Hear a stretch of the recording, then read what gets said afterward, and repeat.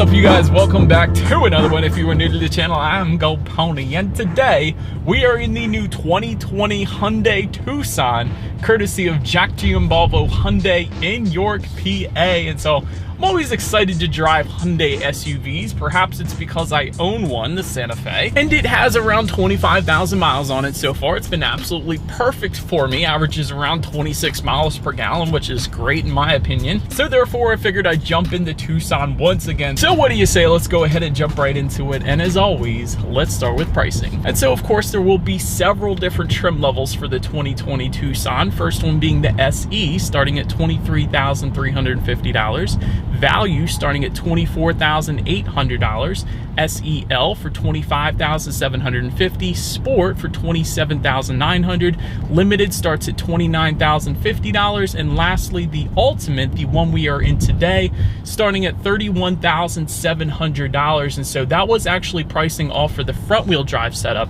If you wanted to go the all-wheel drive route, simply add $1,400 to any of those prices, which honestly isn't that bad. Typically manufacturers will at least add $2,000 minimum for an all-wheel drive setup, so that's actually a decent deal. But so next, when it comes to the power plant, there's actually two different engine setups for the Tucson. First one belonging to the SE trim level and value trims. This power plant is going to be a 2-liter direct injected inline 4-cylinder, putting out 161 horsepower at 6,200 RPM, 150 pound-feet of torque, available at 4,700 RPM, power sent to front wheels or all wheels through a 6-speed automatic, giving you MPG numbers at 23 city, 28 highway for the front wheel drive, 22 city, 25 highway for the all-wheel drive. But then you have the other engine setup belonging to the SEL trim level and up.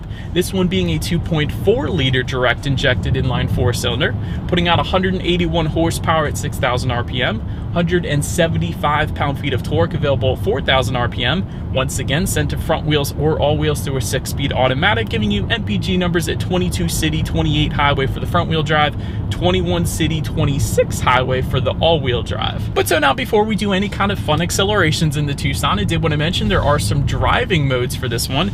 By the way, that driving mode button is located directly behind the shifter, and so I did just put it in sport mode. And by the way, there are a few different drive modes. There's eco, normal, and sport. Essentially what they are going to do is adjust things like the throttle response, shift points, and actually the steering sensitivity as well. But when I did just put it in sport mode, it did immediately downshift for me, so it is going to hold the RPMs at a much higher level, giving you more power on demand. But so now, since we are actually in that sport driving mode, what do you say? Let's do a quick little acceleration here in our Tucson, and let's see how quickly we can get this one here up to speed. And there we go.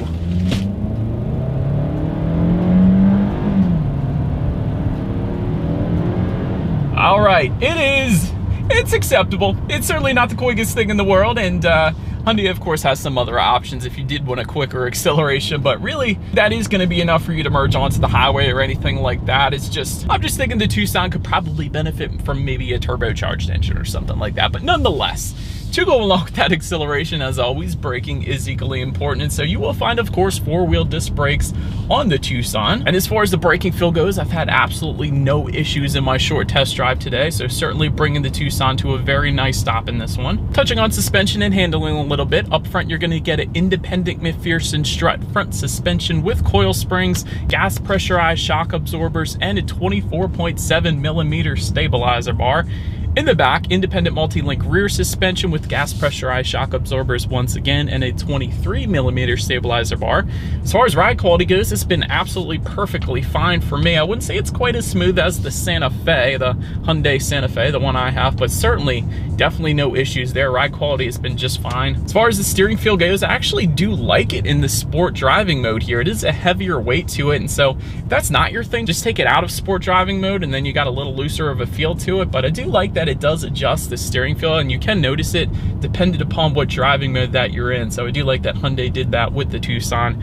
Cabin noise has been perfectly fine. Certainly no issues with exterior noises coming into the cabin. So that once again is on point. And touching on visibility, I actually can see really good out the rear view mirror there. Sometimes the headrests are kind of a hindrance depending on how large and in charge they are, but really with the Tucson, that's certainly not an issue there. So that's also a plus. Did want to also mention that while we're on the subject of visibility, rain sensing windshield wipers will actually come standard on the ultimate trim level that we have here today. So that is kind of nice, because I do believe it is going to start raining later today, so maybe you guys will actually get to see them in action. But for now, that about rounds out the performance segment of this review. Let's now go ahead and take a look at the exterior of this beautiful black 2020 Hyundai Tucson. All right, so here she is, you guys, the 2020 Hyundai Tucson on this beautiful foggy day in the mountains, called Black Nor Pearl is what the exterior color is. We are going to call her Black Pearl, the Black Pearl from Pirates of the Caribbean. But nonetheless, let's go ahead and start up front here. Front grille is actually going to differ amongst the trim levels. Additional chrome accenting you can actually find on the limited and ultimate trim levels. Of course, you're seeing that additional chrome accenting with the bars across the middle there, as well as the perimeter of that front grille. So that's going to differentiate itself a little bit. To the sides, projector headlights you can find with the SE Value and SEL trim levels. All trims are going to get automatic headlights, meaning when it starts to get dark out at night, they will turn on automatically for you there. So that's always nice. LED accent lighting you can find with the Value trim level and up. LED daytime running lights with the Sport trim level and up.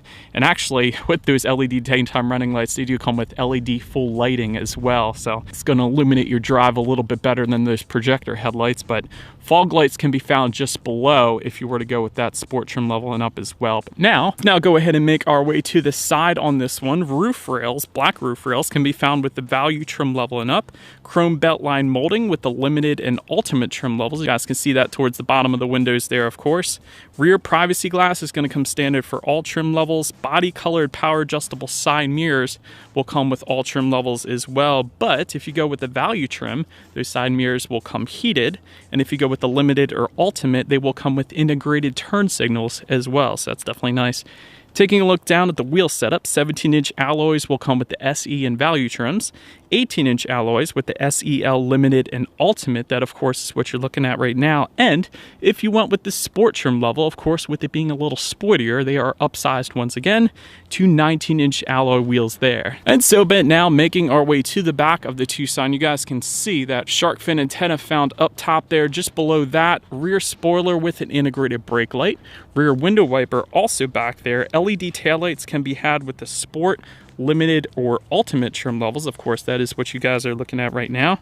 And just below it all, there is a single exhaust setup, no matter which trim that you actually go with. However, it will be tucked away with the 2-liter, and with the 2.4-liter, you're going to find dual chrome tips. So that, of course, is what you guys are looking at right now. So as always, here is that exhaust clip.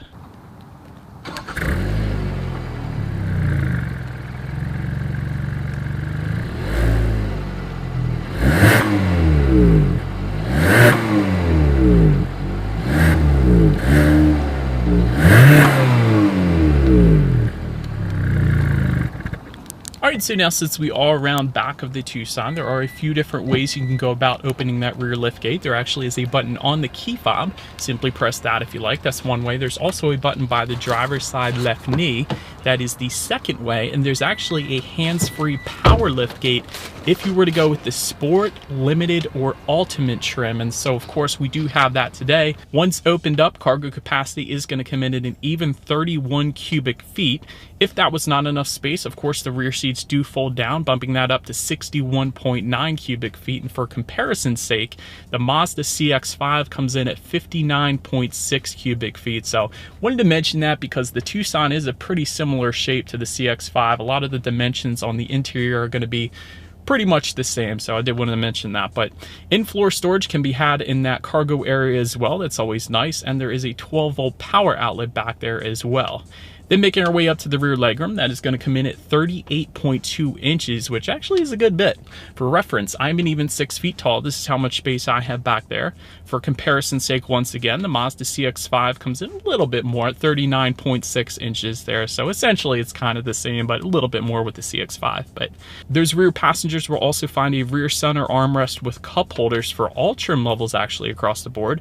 And if you wanted rear ventilation for those rear passengers, you will be able to find that with the SEL trim level and up. And now making our way to the front seats, cloth surfaces will come with the SE, Value, SEL, and Sport trim levels.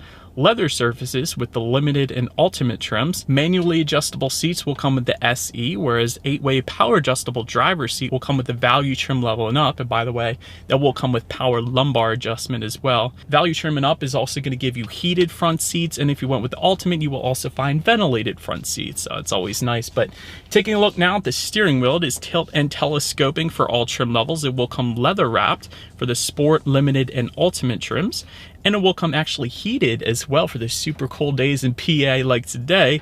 If you were to go with the limited or ultimate trim levels, that's how you're going to get that heated steering wheel. But let's now go ahead and make our way to the startup. And let me first start by showing you guys the key here. You do have your Hyundai logo on the one side, and when you flip it around, you have lock, unlock, and getting that button to pop the rear hatch. But it is actually all keyless entry, so if you wanted to, simply just keep the key in your pocket.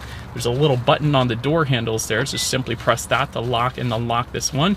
And so once inside, simply just put your foot on the brake and press that engine start button located just by the driver's right knee there. Let's open them once started up. Tachometer is on your left, speedometer is on your right, and there's a digital display front and center there. To control what is on that digital display, simply use the steering wheel mounted controls on the right side there, but that's going to give you a ton of different information, like your tire pressure, for instance, all-wheel drive status. It's going to be some safety features, trip A, trip B. You can display a digital speedometer up there if you wanted to as well. It's going to be a compass and a couple other things you could check out, of course, as well. But then make your way to overall interior quality. First thing I noticed when I got in this particular Tucson is the panoramic sunroof, and it is massive. It goes way into the rear passenger seat, so definitely a huge fan of that, letting in so much more light for this video, for instance. But that is actually just going to come with the ultimate trim level that we have today. But overhead sunglass holder will come standard across the board. Dual zone climate control will come with the SEL trim level and up. We of course also have home link controls found on the rear view mirror for up to 3 different garage doors. That's always convenient, so you don't have the garage door opener rattling on the sun visor. It's always a plus. I do like the contrasting colors in this particular Tucson that we have today. You could of course go with a couple different interior color options, but I do like the contrast black colors with this darker tan, and it's actually definitely a very high-end look to it, so I do appreciate that. Just in front of the shifter there, you actually have a wireless phone charger as well for our ultimate trim level at least. 2 12-volt power outlets, USB charging port, auxiliary port as well. Just behind that, you have a little bit of storage space, dual cup holders, and of course, within your center armrest there between the driver and passenger, you have a ton of storage area as well as a little cubby area up top there as well. So all in all, the interior quality, at least of our very top trim level that we have today, is really, really nice. We'll say even just above the passenger side glove box, it is a soft touch stitched leather as well. So a very high-end finish actually to this particular Tucson. So I'm definitely a fan there. But now let's go ahead and make our way to the tech display on this Tucson. 7-inch color touchscreen display is going to come with all trim levels but the ultimate. This particular trim level that we have today is going to give you an 8-inch color touchscreen display, but there really isn't much of a difference though besides the size. Honestly, you're still going to get, regardless of which size screen you go with, Bluetooth and audio streaming, as well as Android Auto and Apple CarPlay, even on the bottom trim level. And that Android Auto and Apple CarPlay is nice because that means if you have a smartphone, simply hook it up to the Tucson, and therefore you have free navigation up on that tech display, as well as the ability to like and dislike your Pandora songs, and there's a couple other compatible apps as well. However, that 8-inch color touchscreen display is also going to come with a factory navigation system, which quite honestly you don't need if you have a smartphone anyways. You can also check out your climate control information up there, as well as your radio settings. And by the way, when it comes to the sound system, you will find 6 speakers with the SE value and SEL trim levels, 8 speakers if you were to go with the Sport, Limited, or Ultimate. And by the way, that 8-speaker sound system, that is going to come with the subwoofer as well. So I think you guys know what we have to do next. We do have the 8-speaker sound system today, so what do you say? Let's go ahead and turn on the radio, see what we got playing this morning, and let's test out the clarity of this one.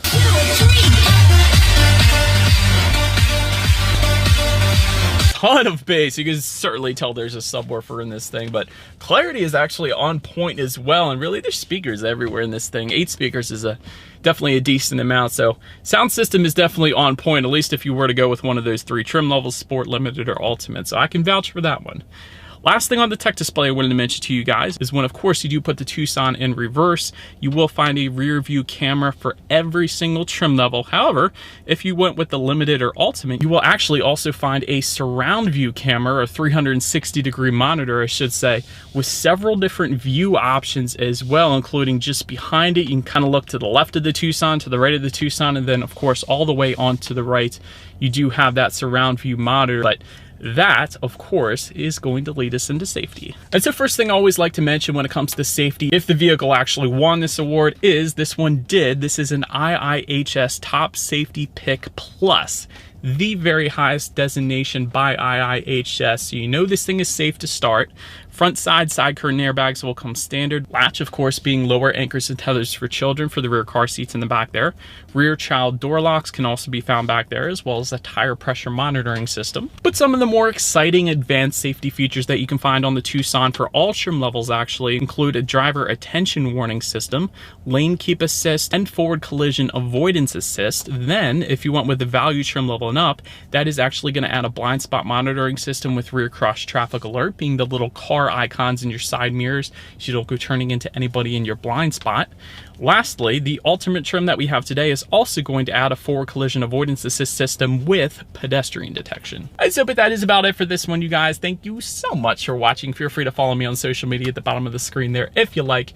Be sure to hit the subscribe and the bell notification button if you're into new car reviews. That is what we do here on this channel after all. Do appreciate you guys watching more than you know, and I will see you guys all in the next video. Stay gold.